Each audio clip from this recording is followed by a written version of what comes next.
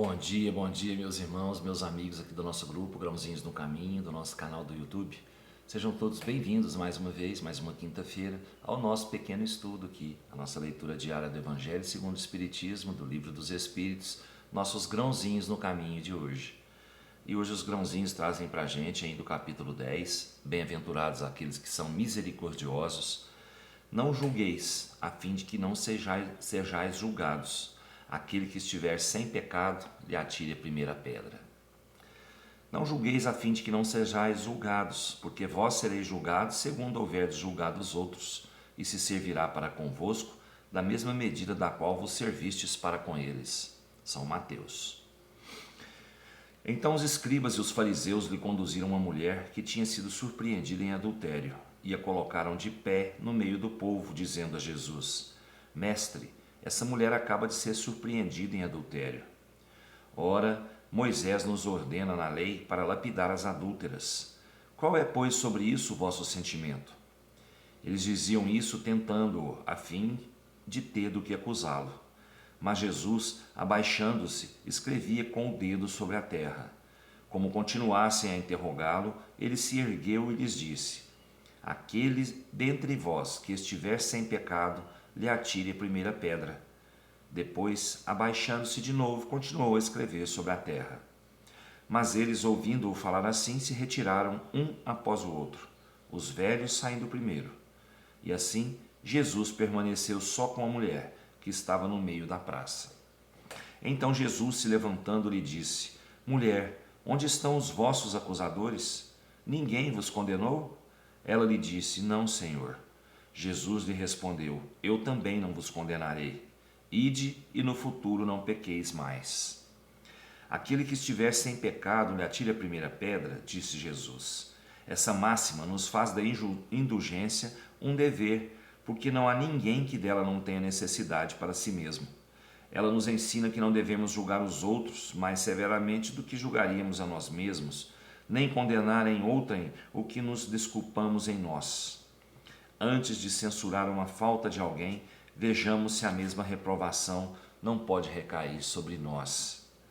A censura lançada sobre a conduta de outrem pode ter dois motivos: reprimir o mal ou desacreditar a pessoa cujos atos se criticam. Esse último motivo não tem jamais desculpa, porque é da maledicência e da maldade. O primeiro pode ser louvável e torna-se mesmo um dever em certos casos, uma vez que disso deve resultar um bem, e sem isso o mal não seria jamais reprimido na sociedade. O homem, aliás, não deve ajudar o progresso do seu semelhante? Não seria preciso, pois, tomar no sentido absoluto este princípio: não julgueis se não quiserdes ser julgados, porque a letra mata e o espírito vivifica. Jesus não podia proibir de censurar o mal, uma vez que ele mesmo disso nos deu o exemplo, e o fez em termos enérgicos, mas quis dizer que a autoridade da censura está em razão da autoridade moral daquele que a pronuncia. Tornar-se culpável daquilo que se condena em outrem é abdicar essa autoridade. É mais, é se arrogar o direito de repressão. A consciência íntima, de resto, recusa todo o respeito e toda submissão voluntária àquele que, estando investido de um poder qualquer, viola as leis e os princípios que está encarregado de aplicar. Não há autoridade legítima aos olhos de Deus, senão aquela que se apoia sobre o exemplo que dá do bem. É o que ressalta igualmente das palavras de Jesus. Gente, quem somos nós? Qual moral que nós temos para julgar os outros? Qual moral que nós temos para julgar os outros? Jesus julgava porque a moral dele era ilibada, né? Jesus não podia ser condenado em nada pelo que fazia, pelo que falava. A moral dele era ilibada. E a nossa? Nós que vivemos julgando nossos irmãos, condenando nossos irmãos intimamente, ou mesmo exteriormente, que moral que nós temos para julgar as pessoas? Vamos olhar para dentro da gente primeiro e ver como nós somos, Porque nós sabemos como nós somos, né? Nós sabemos, e o Pai sabe mais ainda. Antes de julgar alguém, antes de condenar alguém, vamos ver se nós mesmos não somos passíveis desses mesmos erros que nós estamos condenando nas pessoas. O que mais acontece é isso. Eu vejo no outro o que eu tenho em mim. Então, como eu vou condenar o outro? Como que eu vou atirar uma pedra no outro se eu cometo os mesmos erros? Se eu não tenho moral para falar com ninguém sobre isso? Vamos nos vigiar. Vamos vigiar nossos pensamentos. Vamos vigiar nossas palavras para que a gente não caia em erro, tá? Julgamento quem pode fazer é Deus. Vamos pedir perdão, Pai, pelos nossos julgamentos aqui, por nós julgarmos um irmão que comete às vezes menos erros do que a gente. Nós não podemos julgar ninguém, porque nós vamos ser julgados na mesma medida que nós julgamos, não é? Pensar um pouquinho, né, gente? Ó, o Livro dos Espíritos traz para a gente hoje, no capítulo 6 ainda, na Lei de Destruição, a questão 741. É dado ao homem conjurar os flagelos que o afligem? Sim, de uma parte, mas não como se pensa, geralmente. Muitos flagelos são resultado de sua imprevidência. À medida que ele adquire conhecimentos e experiência, pode conjurá-los, quer dizer, preveni-los, se sabe procurar-lhes as causas.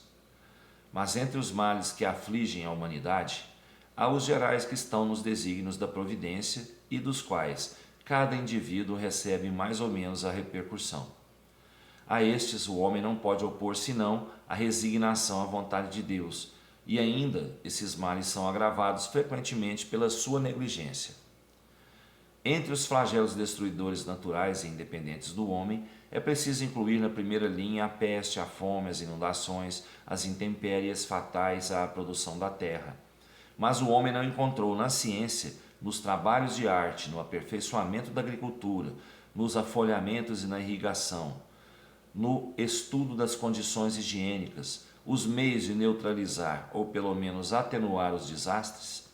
Certas regiões, outrora assoladas por terríveis flagelos, não estão preservadas hoje. Que não fará, portanto, o homem por seu bem-estar material quando souber aproveitar todos os recursos de sua inteligência e quando, ao cuidado de sua conservação pessoal, souber aliar o sentimento de uma verdadeira caridade por seus semelhantes?